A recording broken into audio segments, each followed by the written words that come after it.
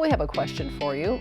Who do you go to for advice? Some might go to their best friend, their mom, maybe even their spouse. But have you ever considered forming a more deliberate group? A deliberate group. Our Deliberate. next guest sees the importance of creating an identified group of people that you regularly check in with. You could call it your personal board of directors, or I guess you'd call it your sounding board. Sounding board. How about that? Here to explain this afternoon is Mary Angela Baker. She's the director of the Center for Extended and Lifelong Learning at Salisbury University. Thank you so much for joining us today. Thank you for having me. So what exactly is a sounding board?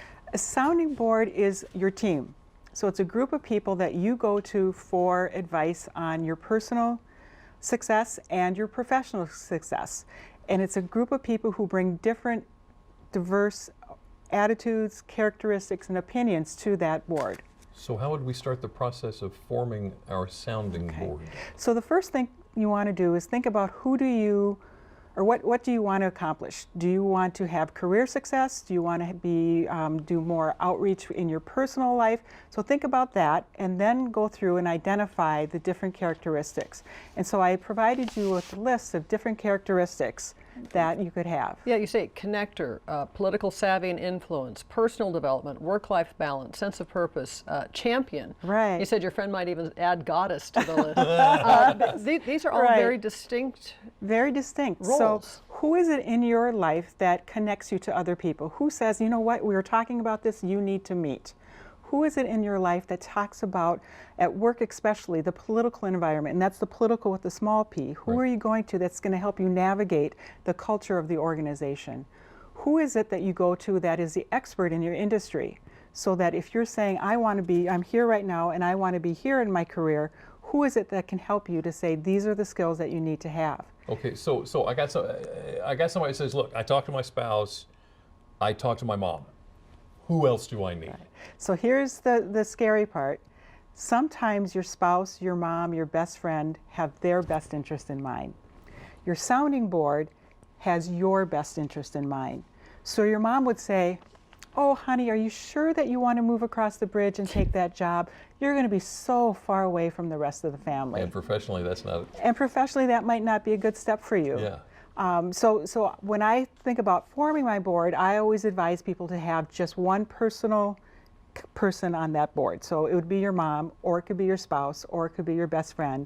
And then think about others in your circle that you could go to for these other parts of advice. People who are maybe a little more disconnected from you personally and are more Right. objective in offering advice. Right. And you also say don't try to overlap roles. Have different people serve different Right. purposes. So the best board, the best sounding board has 5 members, 5 distinct characteristics, 5 diverse opinions. And by having these and getting together with that group, they're going to have their perspectives and share with you what they think is the best way for you to move forward. So is this a strategy that would work best for your personal life or your professional life? Yes. Oh, okay. Yeah. All right. Yeah. So, and as you think about forming your board, you know, our personal or professional really do overlap. And so it's hard to say, professionally, I want to be here without taking into account your personal life. And so, it's hard to think about your personal life if you're not thinking about what you're doing for your job. Or if you're retired, you also want to think about having a board, because these are the people who are going to say, come on, we're going to go take a class together.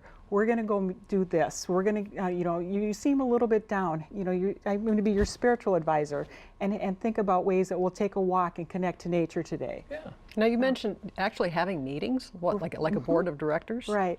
And for people, it's hard to say this is all about me, but these meetings are actually an opportunity to say, it's all about me. And I actually had a girlfriend, the one who came up with the term the goddesses, who gathered people to say, I'm looking at my next career, I'm in a job, I'm thinking about becoming an entrepreneur, and she brought the group together and said, help me figure this out. Is this a good step for me to take?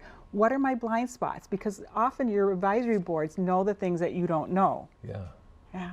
And they also recognize weaknesses that you may not be able to recognize yourself. Exactly. So what are your, right, and to say, okay, you know, this is something that I'm going to push you on. I'm going to challenge you on this. I'm going to, and then I'm going to be your accountability partner and come back and say, these are, you know, these are the things that you should be working on. Recommendations for you. Yeah. Director at the Center for Extended and Lifelong Learning, Mary Angela Baker. Thank you. Thank you so much It's for a talking pleasure to us this concept, it afternoon. really is.